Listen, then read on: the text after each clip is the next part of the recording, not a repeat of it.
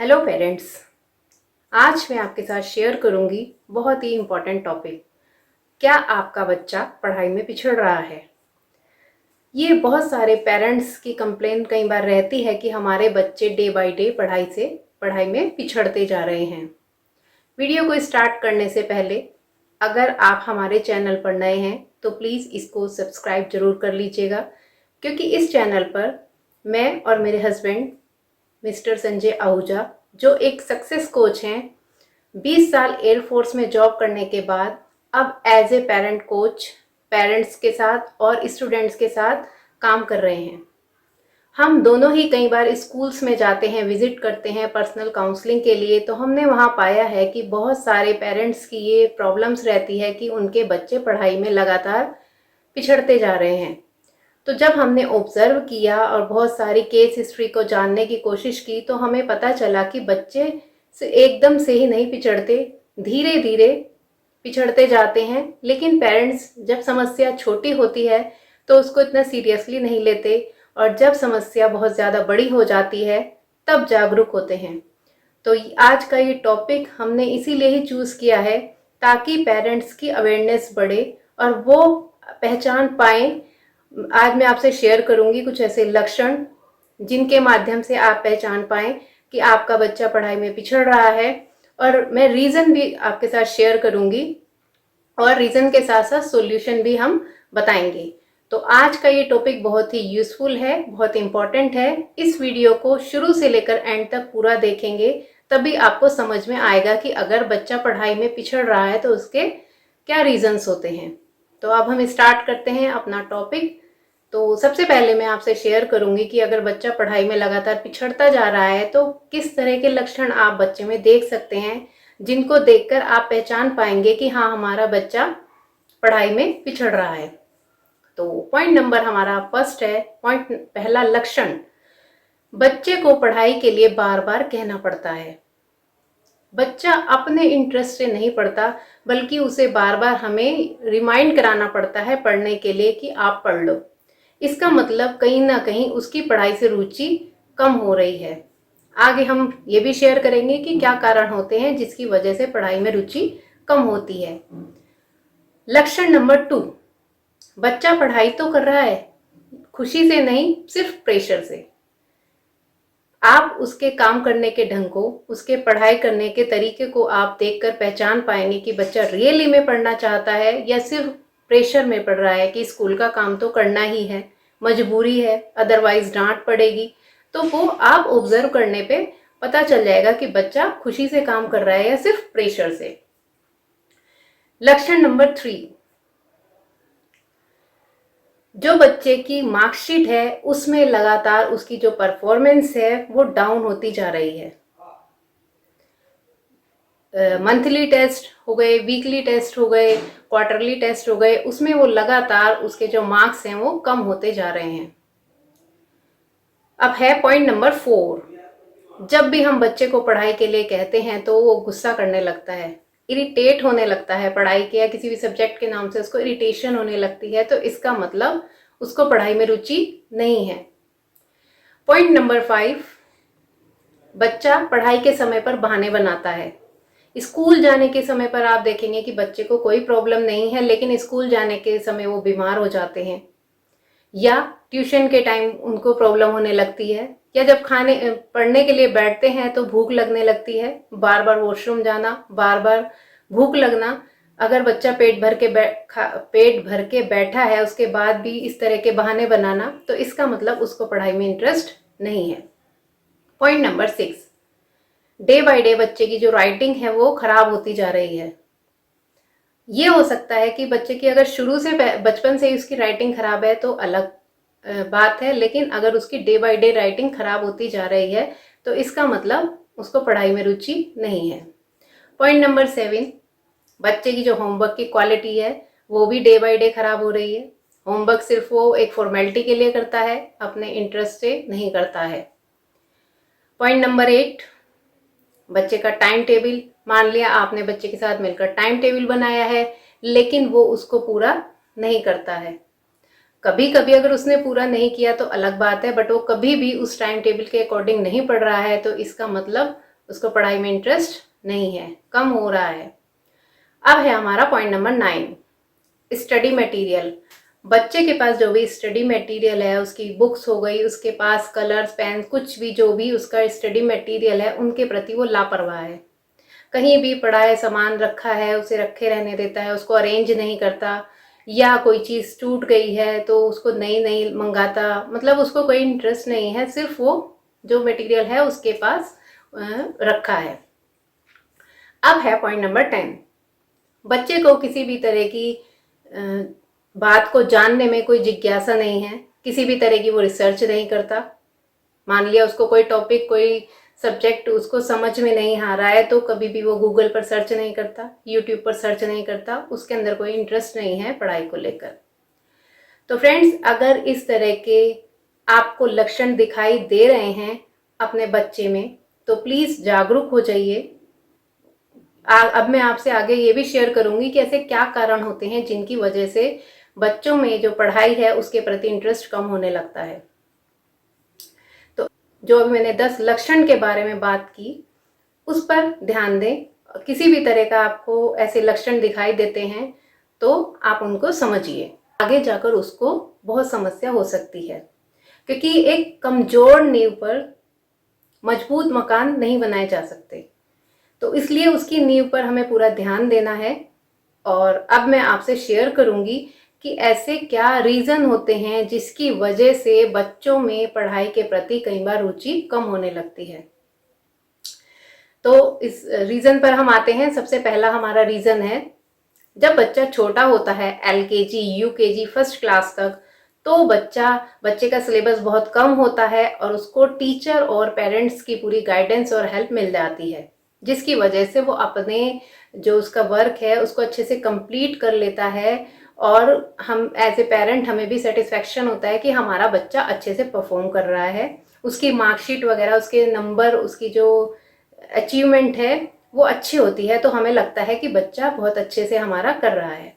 लेकिन जब बच्चे का स्टैंडर्ड बढ़ता है, सेकंड, थर्ड, फोर्थ, फिफ्थ, तो स्टैंडर्ड के साथ साथ उसका जो सिलेबस है, उसका जो स्टडी मटेरियल है, वो कई गुना बढ़ जाता है, जिसकी वजह से बच्चा फिर धीरे धीरे तनाव में आने लगता है। बच्चा डरने लगता है, पढ़ाई से कई बार भागने लगता है। तो हमें क्या करना है, बचपन से ही सिर्फ बच्चे के मार्क्स पर ही ध्यान नहीं देना है। बच्चे के जो कॉन्सेप्ट हैं, बच्चे के अगर कॉन्सेप्ट ही क्लियर नहीं हो रहे हैं तो छोटी एज में तो क्या है, वो रटकर वो एग्जाम पास कर लेगा, अच्छे मार्क्स ले आएगा। लेकिन बड़े होने के साथ साथ जब उस पर प्रेशर भी ज़्यादा होगा, सिलेबस ज़्यादा होगा, तो फिर उसकी जो परफॉर्मेंस है वो धीरे धीरे डाउन होने लगती है। तो हमें बचपन से ही बच्चों को सही तरीके से लेकर चलना है। ये एक सबसे बड़ा रीज़न होता है कि बच्चे की एज के अकॉर्डिंग उसका सिलेबस ज़्यादा बढ़ने लगता है, तो वो ज़्यादा बच्चा प्रेशर में आने लगता है। अब हमारा है point number 2, family environment. Friends, एक क्लास में अगर 100 बच्चे हैं तो हम उसमें से पाएंगे कि 25% बच्चे, 25 बच्चे तो लो होंगे, और 50% बच्चे हम देखेंगे एवरेज होंगे, और 25 जो बच्चे हैं वो स्मार्ट होंगे। इसका क्या कारण है? इसका कारण है जो 25 बच्चे हैं उनका जो फैमिली का इन्वायरमेंट है, उनके लिए जो फैसिलिटीज़ हैं घर में, वो सब अच्छी होती हैं। उनकी जो हेल्थ है उस पर भी ध्यान दिया जाता है, उनकी हर तरह की एक्टिविटीज़ पर ध्यान दिया जाता है, इसलिए वो बच्चे स्मार्ट बनते हैं।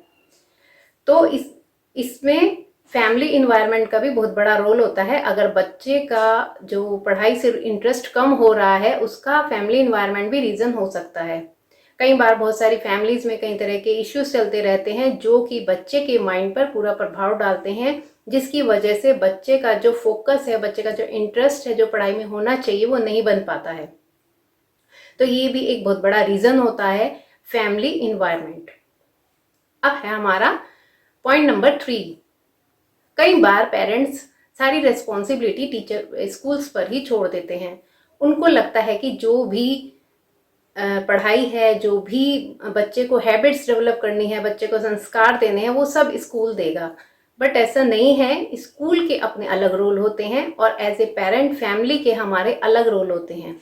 बहुत सारी चीज़ें, बहुत सारी रिस्पॉन्सिबिलिटीज़ पेरेंट्स की भी होती हैं। अगर पेरेंट्स उसको नहीं करते तो फिर कहीं ना कहीं वो इश्यूज फिर वो पढ़ाई में बच्चे की प्रभाव पूरा डालते ही डालते हैं।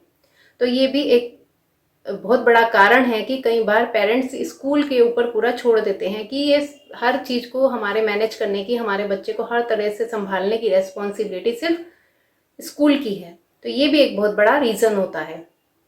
अब है हमारा पॉइंट नंबर 5, स्टडी टेक्निक्स। जैसे जैसे बच्चा बड़ा होता है, अगर बच्चा अपनी बचपन, जैसे वो बचपन में लर्न करता था, सिर्फ रटता था या अपने नोट्स बनाता था, जैसे थर्ड क्लास में बनाता था, तो वैसे ही अगर वो 6, 7, 8 में बनाएगा तो वो पढ़ाई में पिछड़ जाएगा। आज के समय में बहुत सारी स्टडी टेक्निक्स, मेमोरी टेक्निक्स, बहुत कुछ अवेलेबल है यूट्यूब पर, गूगल पर सर्च करने पर मिल जाएगा। अगर हम सिर्फ उसी के अकॉर्डिंग पुराने तरीकों से अगर बच्चे को सिखाते रहेंगे तो बच्चा उतने अच्छे ढंग से नहीं सीख पाता और फिर धीरे धीरे वो पढ़ाई में उसका इंटरेस्ट कम होने लगता है। तो इसीलिए अगर बच्चा तीसरी क्लास के हिसाब से ही 6, 7, 8 में पढ़ेगा तो वो धीरे धीरे पिछड़ने लगेगा, उसके कॉन्सेप्ट क्लियर नहीं होंगे और फिर वो पढ़ाई से भागने लगेगा, उसको पढ़ाई समझ में नहीं आएगी और उसकी रुचि कम होने लगेगी। तो ये भी एक बहुत बड़ा कारण है कि एक ही तरीके से बच्चों को हर क्लास में पढ़ाना, उसी तरीके से बच्चा नोट्स बनाए, उसी तरीके से वो लर्न करे, तो भी बच्चे को फिर पढ़ाई में धीरे धीरे रुचि कम होने लगती है। पॉइंट नंबर हमारा 5, सिर्फ मार्कशीट पर आप डिपेंड ना रहें। कई बार हमें लगता है कि बच्चे के मार्कशीट में तो लगातार मार्क्स अच्छे आ रहे हैं और हम यही देख के सेटिस्फाई हो जाते हैं। तो हमें समय समय पर जब हम ये चेक नहीं करते कि बच्चे के मार्कशीट में मार्क्स तो पूरे आ रहे हैं लेकिन क्या उसको कॉन्सेप्ट भी क्लियर हो रहे हैं, ये पाया गया है कि उसको कॉन्सेप्ट ही क्लियर नहीं होते हैं और फिर धीरे धीरे बच्चा, क्योंकि जब उसके कॉन्सेप्ट क्लियर नहीं होंगे और फिर बच्चा एग्जाम में नहीं करके आता, तो ये एक बहुत बड़ा कारण है कि बच्चे को सिर्फ उसकी मार्कशीट पे डिपेंड ना रहे, बल्कि ये भी हम चेक करते रहें कि उसके कॉन्सेप्ट क्लियर हो रहे हैं या नहीं। तो इस वजह से भी बच्चे की पढ़ाई में रुचि कम होने लगती है अगर उसके कॉन्सेप्ट क्लियर नहीं होते। अब हमारा पॉइंट नंबर 6, पढ़ाई के प्रति एटीट्यूड। कई बार ये देखा गया है कि बहुत सारी फैमिलीज में एजुकेशन के प्रति लगातार वो लोग आपस में जो निगेटिव डिस्कशन करते रहते हैं कि आजकल पढ़ाई से कुछ फायदा नहीं है, इतनी डिग्री लेने के बाद भी जॉब नहीं मिलती है और ये सब पढ़ाई बेकार है, इस पर इतना पैसा लगता है, बहुत समय बर्बाद होता है। तो इस तरह के जब हम बच्चों के साथ कम्युनिकेट करते हैं, बच्चों के सामने कम्युनिकेशन करते हैं, तो बच्चों के माइंड में कहीं ना कहीं एजुकेशन को लेकर, पढ़ाई को लेकर उनकी जो बिलीव्स हैं वो निगेटिव बन जाते हैं और फिर उसी के अकॉर्डिंग उनका माइंड काम करने लगता है, क्योंकि उनके माइंड में ये मैसेज चला जाता है कि पढ़ाई लिखाई बेकार है। तो फिर धीरे धीरे बच्चे की रुचि कम होने लगती है, क्योंकि बच्चा कहीं ना कहीं अपने आसपास के एनवायरनमेंट से बहुत सारी चीज़ें सीखता है, सुनता है और उसी के अकॉर्डिंग उसकी बॉडी और माइंड फंक्शन करते हैं। तो ये भी एक बहुत बड़ा कारण है कि पढ़ाई के प्रति हमारी फैमिली में, बच्चे की फैमिली में किस तरह का एटीट्यूड है। अब है हमारा पॉइंट नंबर 7, कंपटीशन। एक बहुत बड़ा रीजन है बच्चों की पढ़ाई में रुचि कम होने का, कंपटीशन। कई बार क्या होता है, एक घर में 2 बच्चे होते हैं और छोटा बच्चा मान लिया पढ़ाई में स्मार्ट है और बड़ा थोड़ा कम है, तो पेरेंट्स कंपैरिजन करते रहते हैं और अपने रिलेटिव्स वगैरह को बताते रहते हैं कि छोटा बच्चा पढ़ाई में एक्टिव है, बड़ा वाला थोड़ा लेजी है, बड़ा थोड़ा सुस्त है, वो थोड़ा पढ़ाई को कम समझ पाता है। तो इस तरह से जब कंपैरिजन होता है घर में बच्चों का, सिर्फ भाई बहन के साथ ही नहीं, किसी और फ्रेंड्स के साथ भी हो सकता है और किसी क्लास के बच्चे के साथ, तो ऐसा कंपैरिजन होने से बच्चे के लिए पढ़ाई मुसीबत बन जाती है, उसको पढ़ाई से नफरत होने लगती है और वो धीरे धीरे फिर उसकी रुचि कम होने लगती है। अब है पॉइंट नंबर हमारा 8, पुअर हेल्थ।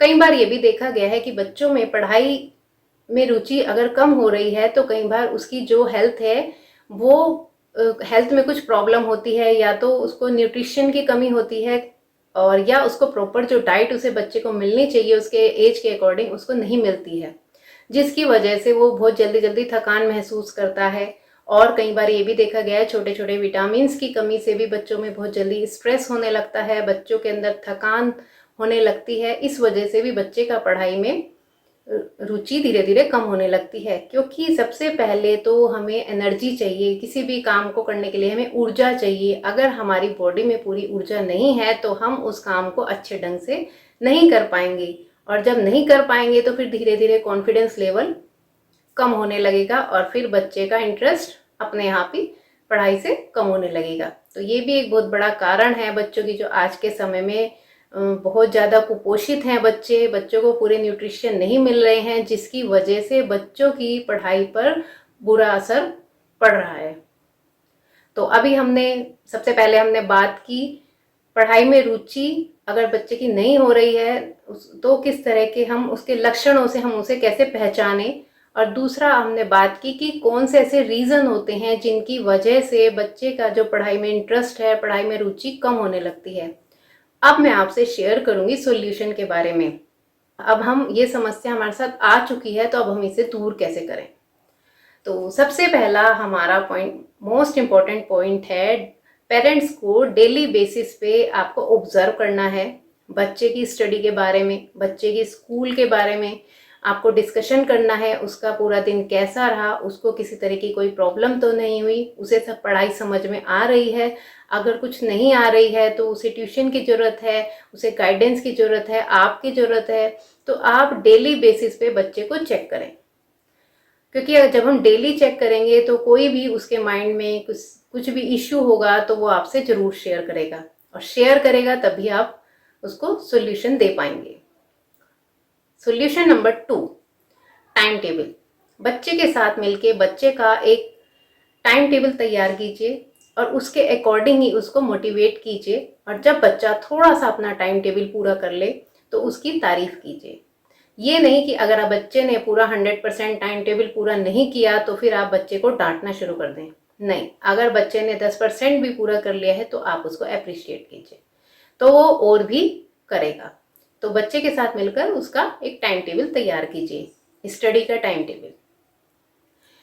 अब है हमारा सॉल्यूशन नंबर 3, बच्चे के मन डाउट क्लियर कीजिए। समय समय पर बच्चों के साथ बैठकर उसके जो भी डाउट्स हैं स्टडी से रिलेटेड आप उनको क्लियर कीजिए। अगर आप नहीं क्लियर कर पा रहे हैं तो आप उसको बताइए वो कहाँ से क्लियर करे, टीचर से डिस्कशन करे, अपने स्टूडेंट्स अपने फ्रेंड सर्कल में बात करे, लेकिन उसके जो भी मन में डाउट्स हैं वो टाइम टू टाइम क्लियर होने चाहिए। क्योंकि अगर कॉन्सेप्ट क्लियर होते रहेंगे, उसके डाउट्स क्लियर होते रहेंगे तो वो पढ़ाई में उसका लगातार उसकी जो रुचि है और बढ़ती रहेगी, और अगर डाउट्स क्लियर नहीं होंगे तो फिर उसका इंटरेस्ट कम होने लगेगा। तो अब हमारा है solution number 4, time to time feedback लीजिए टीचर से, उसके क्लास टीचर से, सब्जेक्ट टीचर से और उसके फ्रेंड सर्कल से, कि बच्चा किस तरह से परफॉर्म कर रहा है, कहीं उसको प्रॉब्लम तो नहीं है, किसी सब्जेक्ट में उसको इश्यू तो नहीं है, अगर उसको नहीं समझ में आ रहा है तो क्या किया जाए। इस तरह से आप बैठकर टीचर से टाइम टू टाइम जब मिलेंगे तो उसकी जो भी प्रॉब्लम्स हैं स्टडी से रिलेटेड आपको पता चलेंगी, और उसके अकॉर्डिंग फिर आप उसको सोल्यूशन दे पाएंगे। तो ये बहुत ज़रूरी है, समय समय पर टीचर से आपको, हर सब्जेक्ट के टीचर से आपको कम से कम फ़ोन पर कांटेक्ट करना चाहिए। अब है हमारा सॉल्यूशन नंबर 5, बच्चे को सेल्फ केयर करना सिखाएं। जितना ज़्यादा वो अपनी खुद की केयर करना सीखेगा उतना ही ज़्यादा फिर वो हर चीज़ की केयर करने लगेगा। अगर वो हेल्दी रहेगा, अपनी हेल्थ की केयर करना सीखेगा, अपने सामान को मैनेज करना सीखेगा, तो फिर वो उसका पढ़ाई में उसका कॉन्फिडेंस बढ़ेगा। जितना ज़्यादा बच्चा खुद को अपनी केयर करेगा उतना ही ज़्यादा उसका कॉन्फिडेंस बढ़ेगा, और जब कॉन्फिडेंस बढ़ता है तो फिर वो पूरी हमारी लाइफ के फिर हर पार्ट को वो प्रभावित करता है। तो ये बच्चे को सिखाएं किस तरह वो अपनी सेल्फ केयर करे, खुद की केयर करें। अब है हमारा सॉल्यूशन नंबर 6, बच्चे को सिखाएं जो उसका स्टडी मटेरियल है उसको कैसे मेंटेन करे। कई बार क्या होता है कि बच्चे बहुत सारी टेबल को पूरा फैलाकर बैठ जाते हैं, बहुत सारे सब्जेक्ट की नोटबुक्स, बुक्स वगैरह सब फैला देते हैं, उसकी वजह से बच्चे का माइंड कंफ्यूज होने लगता है। तो बच्चे को सिखाएं अपने स्टडी मटेरियल को कैसे उसको मैनेज करके रखना है और कैसे उनकी केयर करनी है।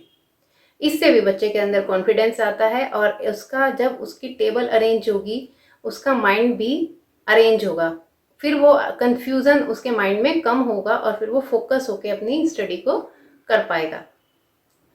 अब है हमारा सॉल्यूशन नंबर 7। समय समय पर बच्चों के साथ करियर के बारे में भी डिस्कस करते रहें। बच्चे से पूछें कि वो क्या बनना चाहता है, आप भी अपना कुछ उसको गाइडेंस दें कि क्या क्या आप बन सकते हो, क्या क्या ऑप्शन है।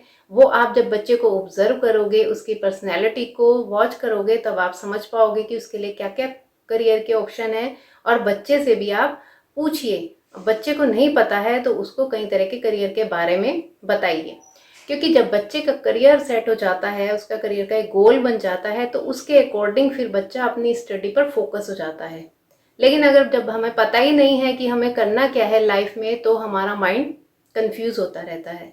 तो बच्चे को पढ़ाई में फोकस करने के लिए बहुत ही ज़रूरी है कि उसका गोल, उसका करियर का गोल उसका एज के अकॉर्डिंग आप अभी से डिसाइड कीजिए, उससे डिस्कशन कीजिए। तो फ्रेंड्स, आज हमने बात की कि आपका बच्चा पढ़ाई में क्यों पिछड़ता है इसके बारे में, और काफ़ी लंबा डिस्कशन हुआ, काफ़ी चीज़ें मैंने आपके साथ शेयर कर ली हैं। फिर भी अगर आपको किसी तरह का डाउट्स है, फिर भी आपको लग रहा है कि ये सब हमारे बच्चे में लक्षण नहीं है या ऐसे रीज़न नहीं है, तो आप हमारे से पर्सनली भी कॉल पर डिस्कस कर सकते हैं। लेकिन अगर बच्चा पिछड़ रहा है तो उस पर पूरा ध्यान दीजिए, समस्या को बहुत बड़ा ना कीजिए। अगर हम ये समझकर छोड़ देंगे कि हमारा बच्चा वीक है, वो नहीं पढ़ पाएगा, तो आपको सॉल्यूशन भी नहीं मिलेंगे। हर चीज़ के सॉल्यूशन हैं। आप टीचर से डिस्कस कीजिए, प्रिंसिपल सर से डिस्कस कीजिए, और या फिर एक्सपर्ट से मिलिए, लेकिन आपको समाधान मिलेंगे जब आप ढूंढेंगे। तो फ्रेंड्स, आज हमने काफ़ी अच्छा एक इम्पॉर्टेंट टॉपिक आपसे शेयर किया, और उम्मीद है मुझे आपको ये टॉपिक अच्छा लगा होगा। अच्छा लगा हो तो प्लीज़ लाइक और कमेंट करके ज़रूर बताइएगा। हम आपके लिए इस तरह के जो भी बच्चों के इश्यूज़ हैं उन पर वीडियोस बनाते रहेंगे। तो आज के लिए इतना ही। धन्यवाद।